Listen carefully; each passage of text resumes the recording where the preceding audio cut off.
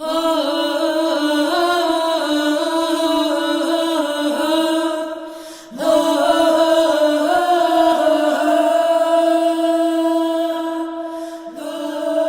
fleur de la solitude.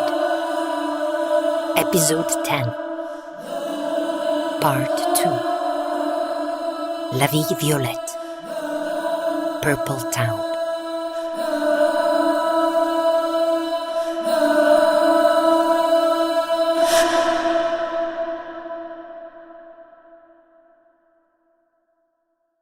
You know, all your clients brought their plants, so it was time for me to bring mine. Ma chérie, tu m'as manqué. I missed you. I missed us. I missed us. Freeda, don't cry. Come on. Give me that love to evolve. Another hug. Quick.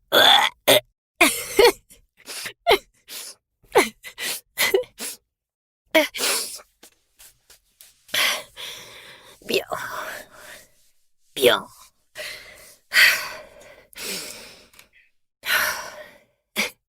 So, you want to say that you are not in love? Oh, you! Oh, pardon. I forgot. Oh, sorry. No. I am not in love with a man, as you would so obviously love to. You know what? I think that this word love, just as the word God, is the most distorted word in all languages. Friendship is the biggest form of human respect. Yeah, friendship. As soon as love, better to say chemistry, comes in, friendship disappears. Oh la la. Okay.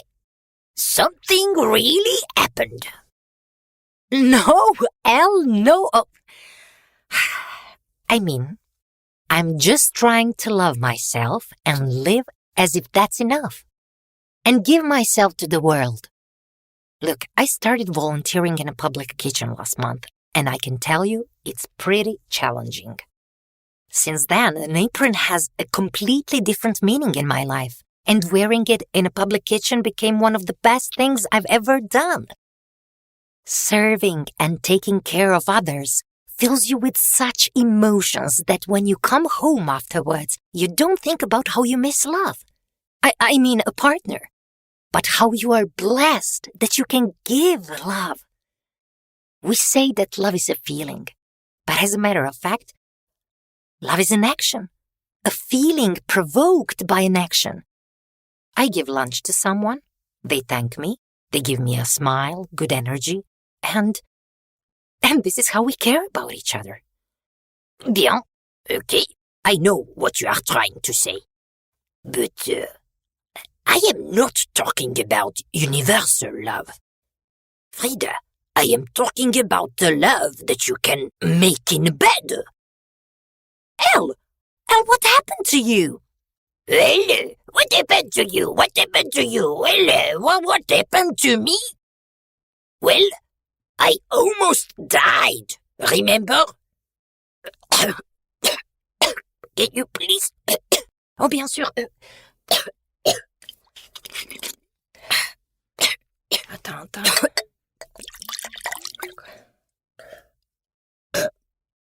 And please, merci. Lower your pitch. I just praised you. Here you are, madam. Mock. Laugh at me, mock me. Merci. It is nice that you are such an empathic person. I knew that from the start. But please, don't run away from human needs. You've chosen solitude. I got that. And I support that, as I've been through a similar phase in life. But Freeda, please, even if it's not important. I'm a bit older than you, so please listen to me. We are here in this body only once. Experience it. Live through it. We lived before and we will live after. But now, we are here to be with each other. Otherwise, we would all live in our individual planets by the contact. With no contact. Like you and your collaborateur.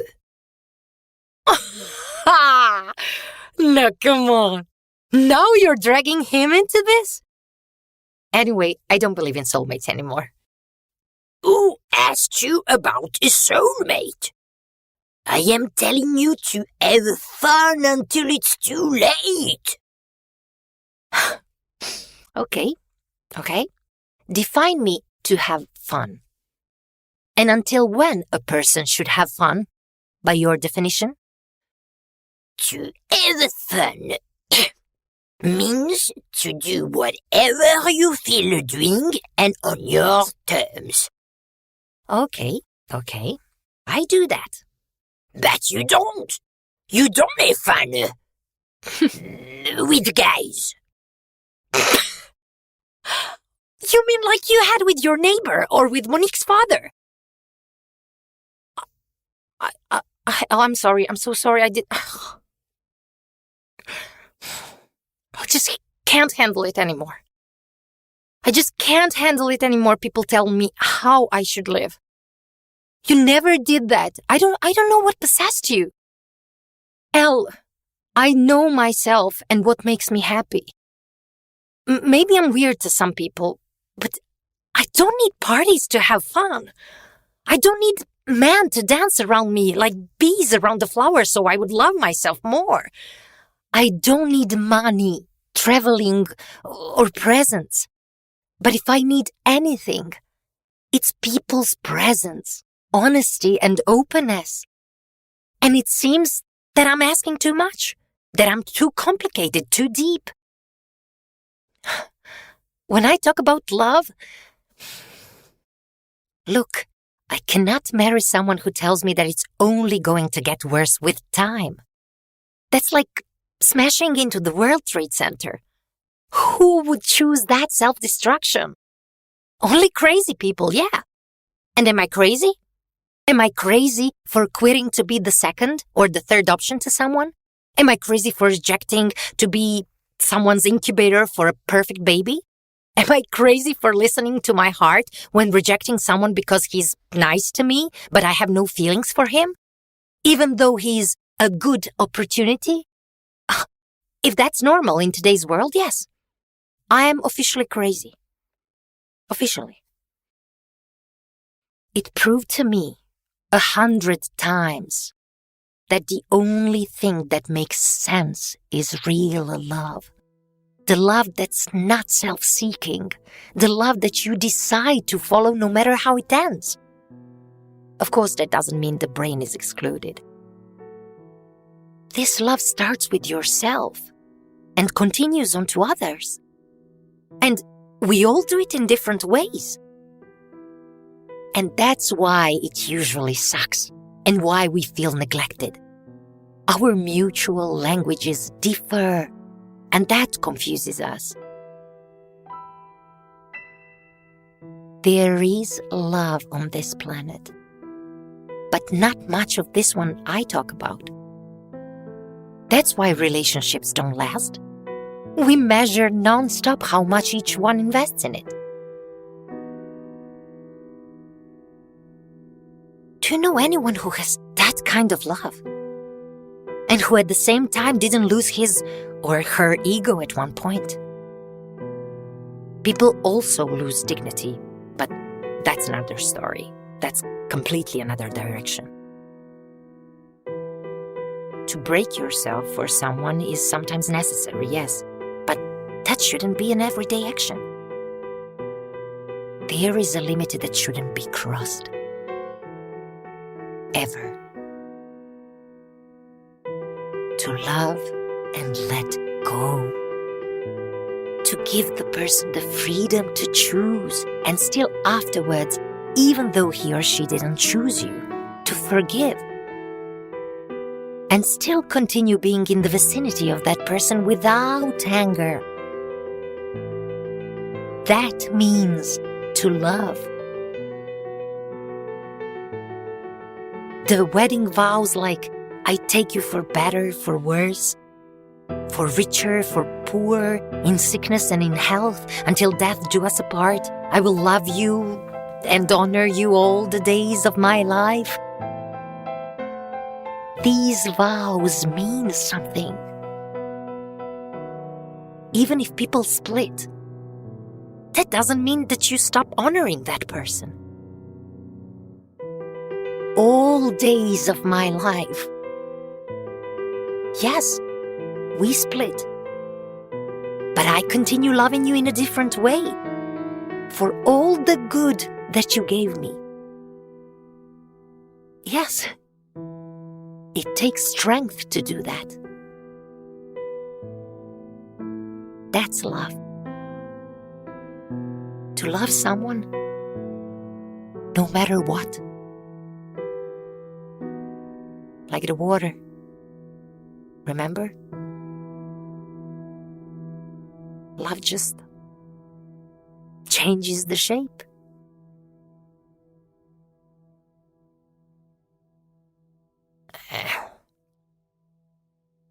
If they hurt you, okay. You thank them for the lessons and move on.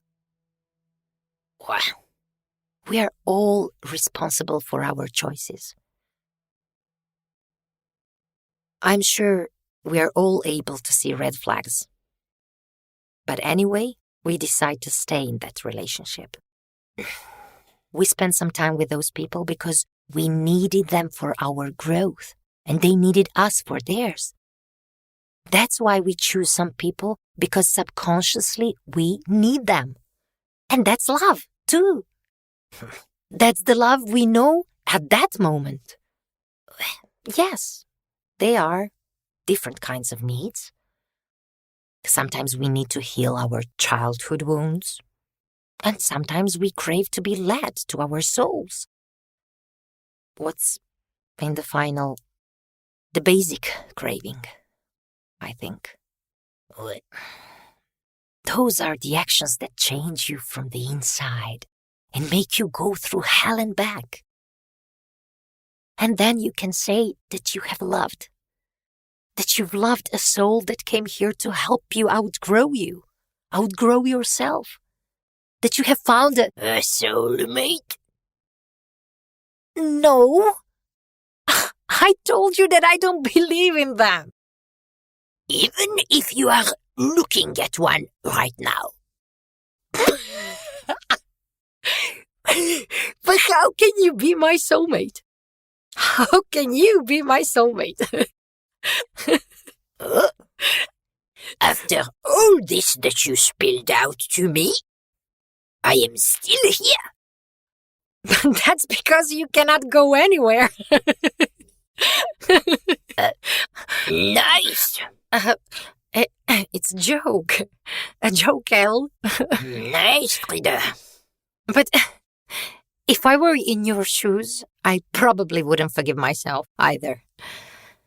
I mean, I wouldn't forgive myself anyway. Whenever I think that I'm stuck, usually at the beginning of something, it's just enough to think of you, and immediately it becomes a little easier. Oh, good. Okay, good. Okay, I'm relieved. At least it makes someone feel better. I know. To forgive ourselves is the most important thing. But yes, I feel that way. As I am addicted to this feeling, obviously. Well, c'est possible to be addicted to negative feelings or thoughts. And, that also has a name. It's called negaholism. But don't worry, you are not there. You're just like that at the moment, because we touched on a topic that's of great importance to you. Soulmates. Yeah. Soulmates. Okay, but tell me, how can something I don't believe in anymore be of great importance to me? Tell me. Can we talk about it? No. I mean, really, we have more important stuff to talk about. And I'm about to leave. They're going to throw me out. The visiting hour is over. Okay, I won't go there. But please, when you find some time, think a bit about why you don't believe in it. NSF says that around 80% of our thoughts are negative, and 95% of them are repetitive. I just think that you've been repeating some thoughts to yourself too many times in order to explain the pain to yourself, to comfort yourself when it was too difficult to go through the loneliness. Or some difficult experience with a twin flame, for example, that might have broken you down. Twin flame? Well, it's really not the moment. It's something like a relation karmique. A karmic relationship that serves as a tutorial for our soul to become a better person and correct past hurts. Oh mon Dieu. And it teaches us painful lessons. The theory is that before we met in this life, we had known each other from another lifetime and consented to meet again to sort out some issues. From this, we grow or fall apart. These kinds of relationships don't happen very often. A twin flame will always be a romantic partner. So don't worry, it's not me. Wait. Soulmate is not a romantic partner? It can be, but not necessarily. You know, when it comes to a romantic soulmate, you will know. It will feel like home. Oh, I get it. Theoretically, I think. I get it. That's why you said you were my soulmate, right? Oh, it's crazy how most of the time we don't know what we are talking about and how we misuse the terms. And you always teach me something. But how do you know all these things? And how come you are always so kind to me? You always find your ways to call me, to teach me. And how did I deserve that? With all that you are. But I just hurt you inexcusably. That's what you think. No one can hurt us if we don't allow them. It's like with the words, with the present, remember? If I don't accept it, it's still yours. Freeda, it's not you who hurt me. I mean, who you think that hurt me. But a part of you that still didn't grow and heal. Or in case you really hurt me, I would be hurt by a part of myself that still didn't heal. But no worries. I am seeing the whole picture, and you are doing just fine with your process. Oh my God. Oh, these stories about growth. I'm so tired of growth. And it is very hard when someone else talks about it. After I worked so hard on myself, I still feel defeated when someone else points out my mistakes. And this brings me back to the beginning we mentioned a few minutes ago. Why can't I just be still, in peace, with or without someone?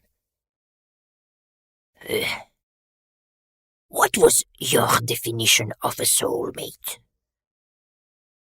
Well, I think I actually didn't have it, as I was strongly confused if that was supposed to be someone with whom we live in peace, who understands us in silence, or someone who pushes us out of our comfort zone. But I don't care anymore. I don't have a need to put a label on anything anymore. It only confuses me. Anyway, now it's not the time for love or feelings. I am focused on my health. It is love or it's not. My definition is that if it hurts too much, it should be done. Over. Kaput. Fini. No more suffering. You see, you are my girl. Elle, do you have something more to tell me? Quoi? Mon baby, I still love muscles. Nothing changed there. But let's be serious now. Yes, there are many definitions of a soulmate. But the main problem of today is that people have lost their capability to recognize their soulmates. Partially because they are programmed to be fulfilled by physical love, so they are deaf and blind to vibrations and light from the heart, and partially because they were disappointed so many times that they stopped believing in love, just as they stopped believing in God. And so, scientists claim that the brain is the organ of love. But I still believe it is our heart, because love comes from a spiritual level. Yes, scientists can measure biochemical and hormonal reactions in the brain, but the heart is the spiritual center that creates this hardly understandable thing called love. Have you ever met someone new and felt an instant connection? Yeah, many times. And not only with guys, with friends, my girlfriends, I mean, too. That's why I'm trying to tell you. We meet our soulmates every day. And that's what confuses most of us. Most of us think that it is only one person. They aren't always romantic, but can be platonic.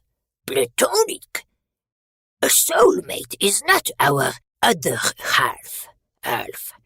Well, most of the time, that's not the person who will make our life flourish. A soulmate is the person who will shake us, turn us toward ourselves, help us to take off our layers, and leave us alone to confront ourselves. They help us meet ourselves. Just like with twin flames, we know these souls from past lives, and they travel with us. That's where that feeling of connection comes from.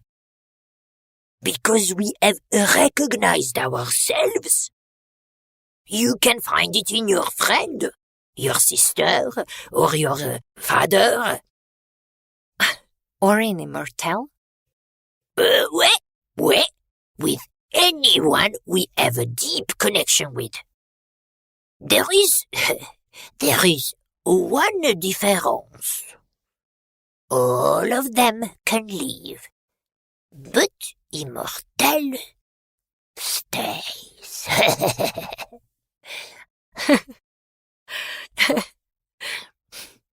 A soulmate doesn't have to be in our life forever. When I was young, I met my âme sœur romantique, my romantic soulmate at a very young age. Otherwise, I would never let him touch me. But with him, it felt like home. I cannot say that he was my soul partner because we were very young and we barely knew who we were. But with him I felt like with no one else before or after. Monique's dad? Da. Ouais, Monique's dad. I'm sorry, Al. I'm really... Pas de problème, mon bébé. Pas de problème. In the beginning, I blamed him a lot. But later on, when I fell in love with my girl...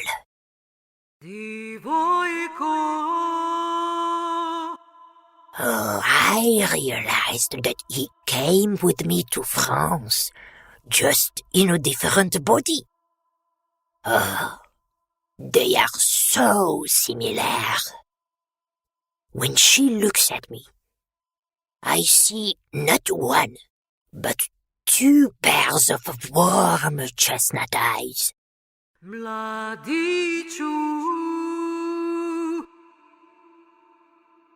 You know, when he kissed me for the first time, I instantly thought that I was pregnant.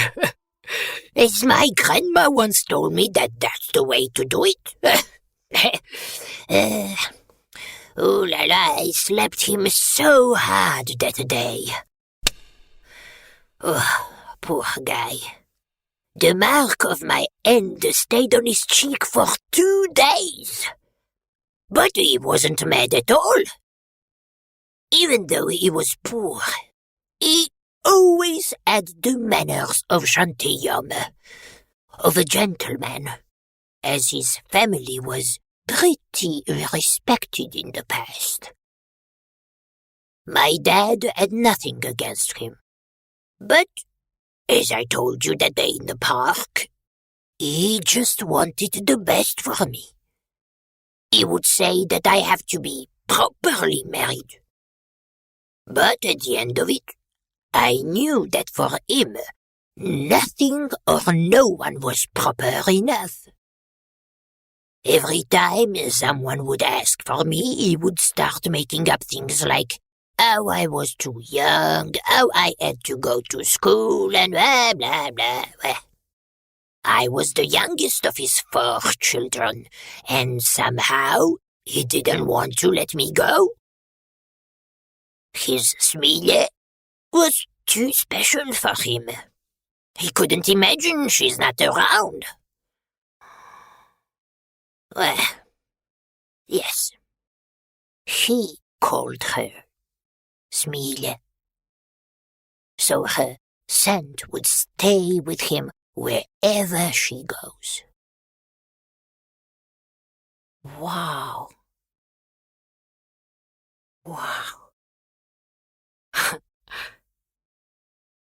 Smile. Immortelle. But wait. You lied to me. I didn't lie. Okay. I just said a white lie. I couldn't tell you everything at the beginning. I just remembered Smie. Like Smie. I mean, who would have ever thought of that? God. But I agree with your dad. Yeah. You are special. So you would.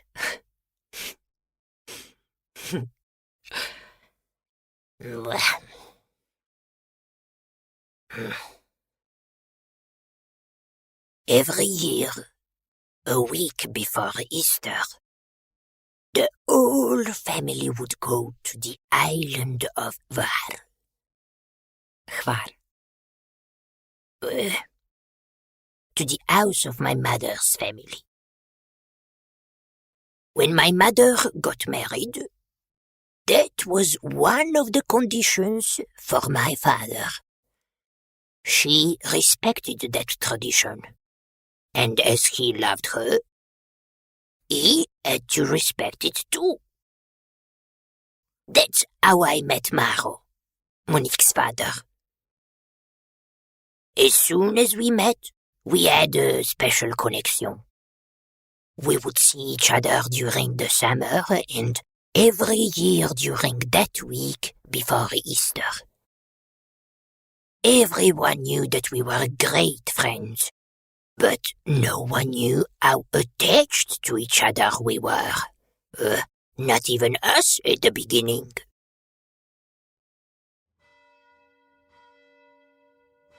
So, every Maundy Thursday on Hvar, there is a night procession, the Krigen, following the cross, a unique ceremony of special piety and an expression of the religious and cultural identity of the inhabitants of the middle part of the island that has been held for 5 centuries.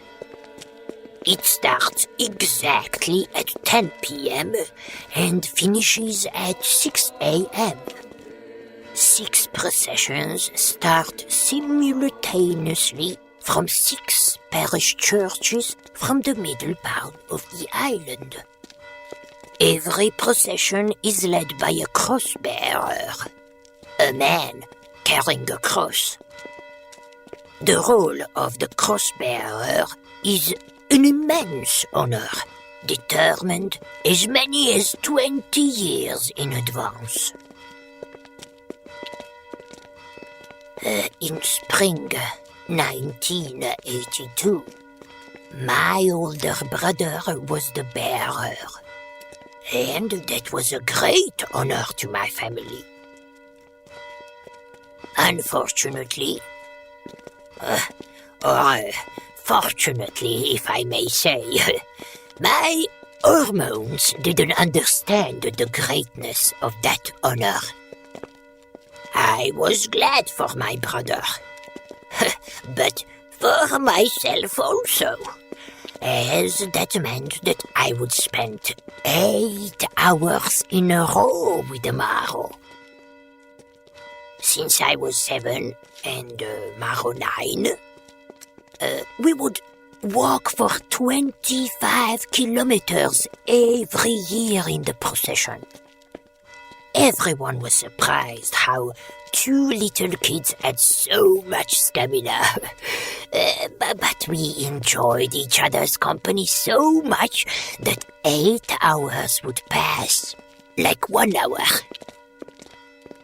Everyone thought how religious, polite, and obedient we were. But we were just 2 teenagers in love, driven by enormous passion, and that procession was one of the rare opportunities when we could be outside of the house and far away from the eyes of my family.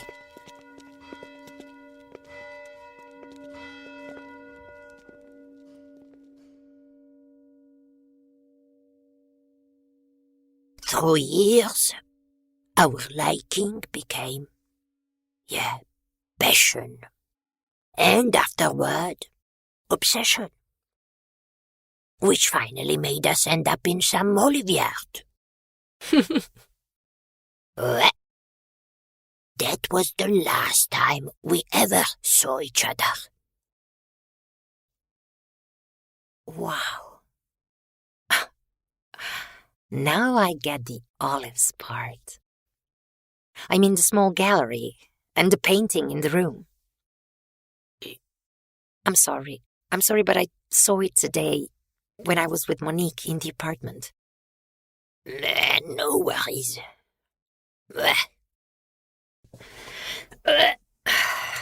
No worries. Can you? Yeah. Anyway, everything is falling apart. Truth is always the strongest, no matter how hard we try to suppress it. Yes, that's my story with olives. A romantic one. And, you know nothing about him. Is he married? Does he have kids? I mean, Maro, yeah? No. It was hard, but I thought it was better not to know. Today, I'm not sure. Today I'm not sure in that, as I still think of him almost every day. More and more with years. But why don't you go back and find out? Freeda, for some things, it's better that they stay buried in the past. Yeah, but when they are resolved, and your story is definitely not.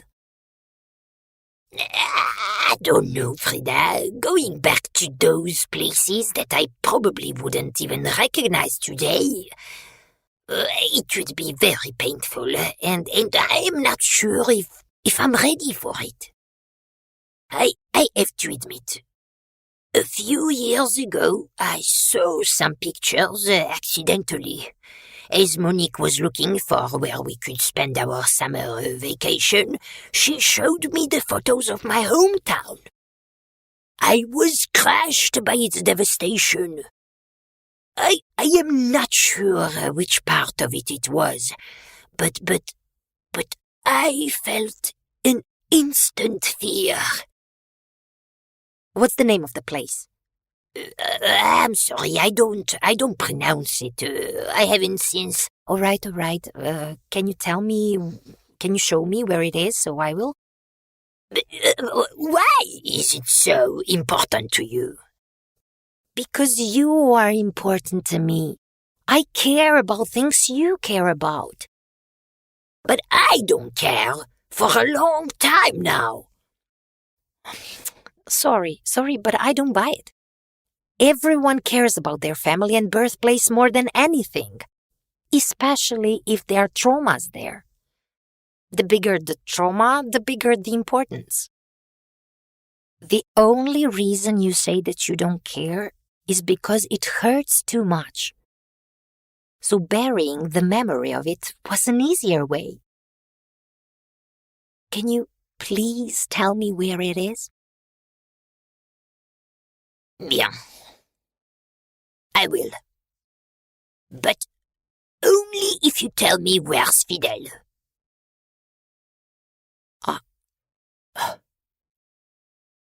Why is it so hard to tell the truth? Because you two are afraid of my reaction? That it might upset me and make me follow him? My friend was a smart friend. Smarter than all of us. He taught me so much about life. I just hope he didn't suffer. Well, everyone has their limit of tolerance. It seems that my Fidel reached his one when it comes to me. Laissez bien. Bien sûr. He couldn't stand me anymore. I became insupportable. No, I think he left because he knows that from now on you can do it all by yourself.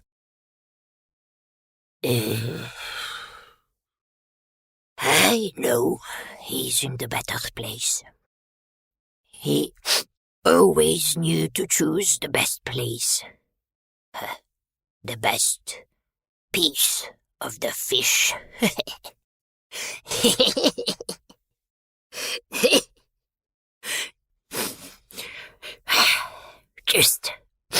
Just like my grandpa. My dad's father.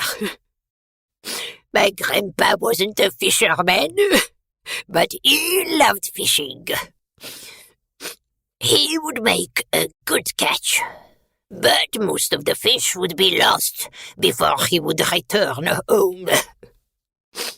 He would share it on his way back, or barter for a wine, when his own, from his personal production, would be gone. He was very caring, but very often he lived in his own world. He would give us everything, but then, in some rare moments like during lunch, when all of us were around the table, he would act like a child, by being the first one taking the best part of fish or meat for himself. If he was very hungry, he wouldn't be aware of what he's done. But Grandma would make it clear enough that he did the wrong move. Dad told me how much they loved each other. She would hit him over his fingers with a kitchen cloth, and he would chase her, teasing her how much he loved her. Oh, it was weird back then. For that time. But love is love.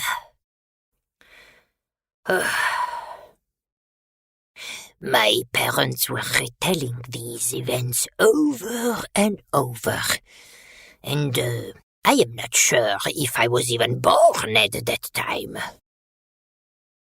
Afterwards, he would do everything to apologize. He was like Grandma's fifth child.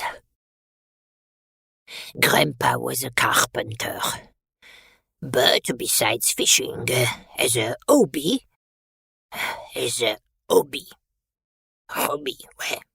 he was producing wine for personal needs, family ones, or better to say, his needs.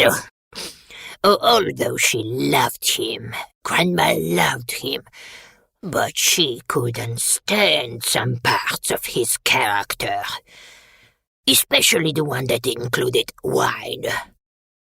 He would go out to the sea and be gone for the entire day.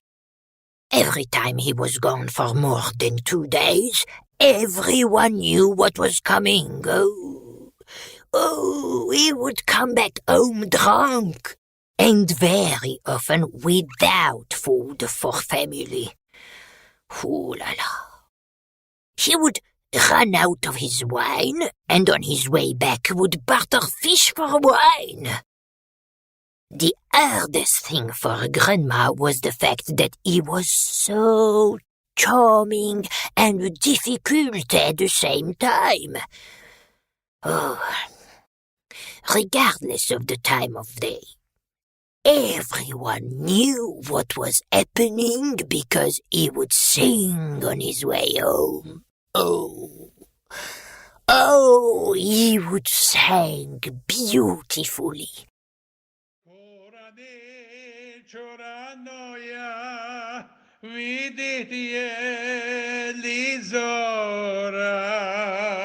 Yeli moja milena, sila kraj prozora. Yeli moja milena, sila kraj prozora.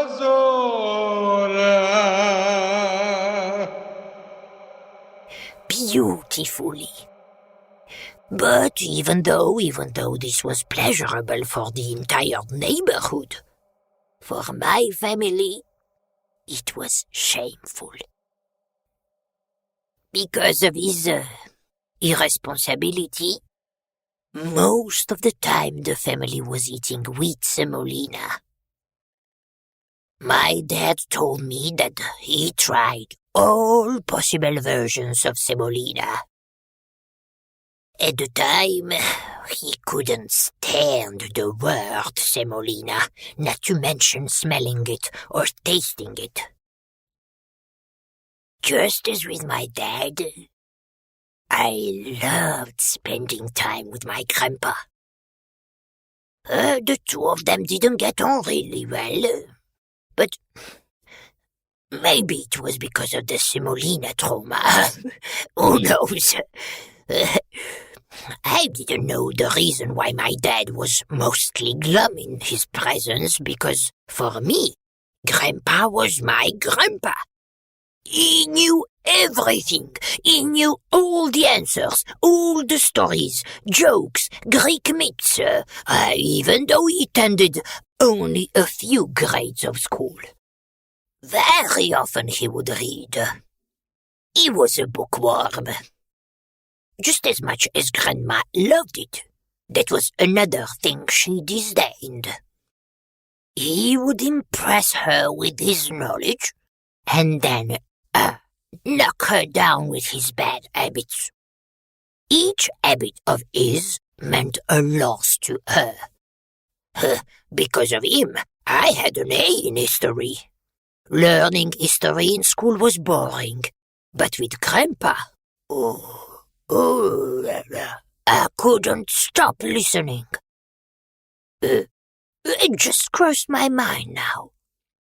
Once, while Grandpa and I were together, all of a sudden, my dad tore me away from him.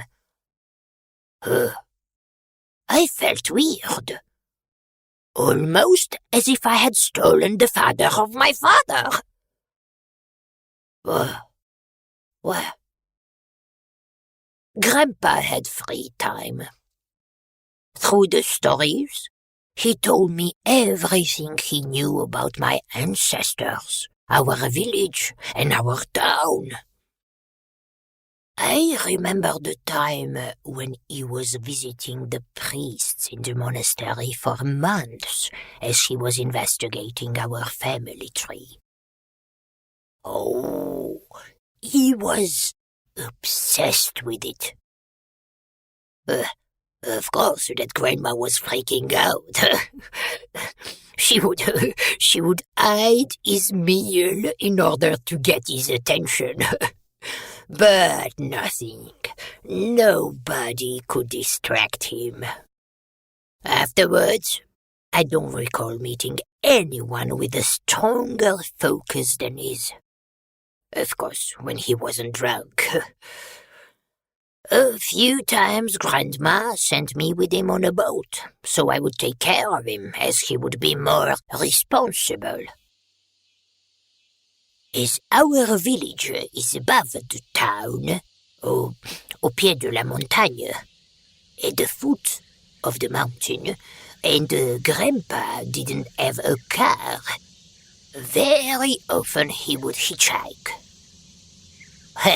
Volisse malo popricia si udima. I love talking to strangers, he would say. And that was his answer to Grandma when she asked him why he didn't accept my dad's offer to give him a car. In this way, he would always meet someone and find out some news. One of those moments, it was July, while it was still dark and just about to dawn. I remember I was around 10. Dad took us in his car to the town, to the harbor. Before we went on our small boat, we went to get voltzi, murex, sea snails. Yeah, sea snails from other fishermen. He didn't use them as bites for fishing every time, but this time he wanted to catch Dorada, the first lady of the fish. Dorado, sea bream, I believe it's called. By getting murex snails as a favorite bite to the sea bream, the possibility of bringing home Grandma's favorite fish was the highest. He was so looking forward to making Grandma happy, as of course he made her angry the day before. But as the snails were so important for the First Lady of the Fish and my grandparents, while we were preparing the bites in our small boat on the calm sea, he told me the story about our noble origin and how one of the reasons for its existence were the snails. But this time, their precious shells. The ancient Phoenicians used the secretions of their glands to produce a beautiful crimson dye. That's why they founded their colonies on the coasts where there were a lot of voltzi. Lumpy and spiny. The production of crimson was a tedious one, but lucrative for business. It was necessary to remove several hundreds of snails for 1 gram of pure paint. The extracted glands were placed in containers, salted, kept in the sun for several hours, and then boiled for 10 days on low heat. The liquid gradually changed from colorless to white, then yellow, green, blue, and finally purple. Phoenician crimson was extremely expensive and in demand throughout the Mediterranean. And in Greece, it was also used as a lip color cosmetic. Well, after all, the very name Phoenicians comes from the word phoenix, red. In our region, the volak, the shell, was used as a container for an oil lamp in ancient times. Oil was poured into the house, and a wick was passed through the elongated channel. So, for this reason, as the Adriatic Sea surrounding the town was full of voltzi, murex, my grandpa called the town Lilagrade, La Ville Violette, Purple Town. He would say, purple is the royal color and the color of spirituality. It's associated with intuition and the mystical side of life. It is very rare, but precious, especially in nature. Later on, when I was learning about colors, I realized that violet, purple, has the shortest wavelength and the highest color vibration of the visible light spectrum. It is really the color of people who seek spiritual fulfillment. Purple represents transformation, creativity, and spiritual awareness. As a symbol of penance and a call to conversion, it is used in Christianity during the Lent. Another reason for the existence of our noble origin is the fact that Grandpa found out something very interesting about our family tree. He told me that our blood is noble, as it comes from the Kocic family. He would say, our bloodline goes back all the way to the arrival of Croats to the sea in the 7th century, when, according to the legend, Croats led by 5 brothers and 2 sisters moved to our land. Never forget that, as it is so rare that someone has documented proof of the entire family tree. Maybe it doesn't matter to you now, but it will when you are older.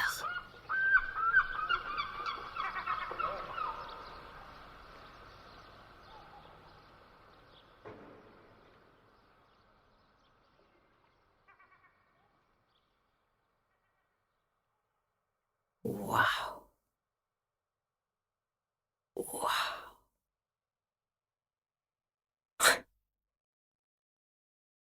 Wow. I feel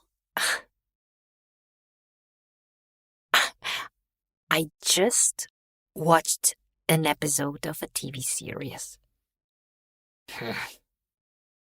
And I really want to continue watching.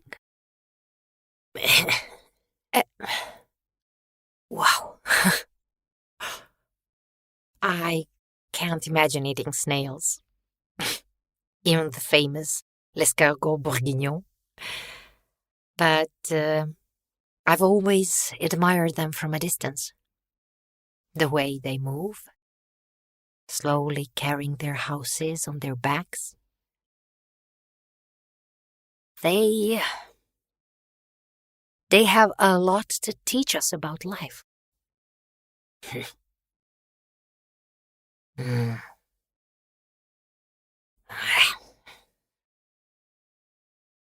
There were 2 villages at the foot of that great mountain.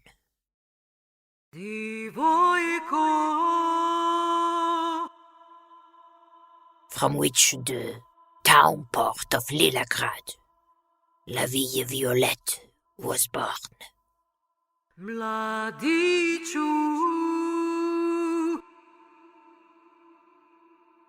Finally, the town was called by the name of my village, Mukurum,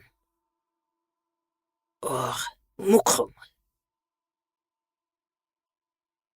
What's the name of your village? Dívojko, u radosti je ključ, u osmijehu ti spasenje. Mladiću, u pogledu je ključ, u oku tvom je odgovor na svako pitanje.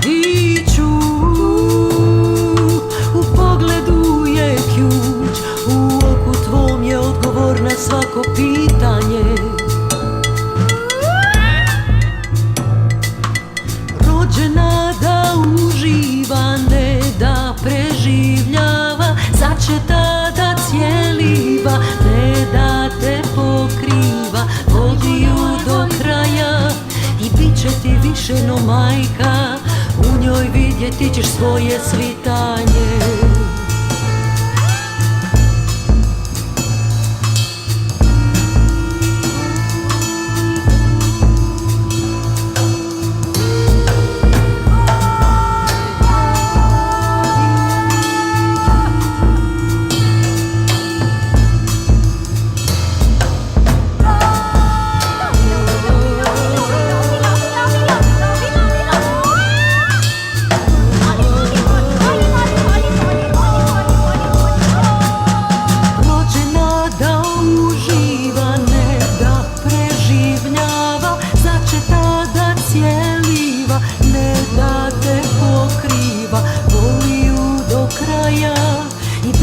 Više no majka, u njoj vidjeti ćeš svoje svitanje.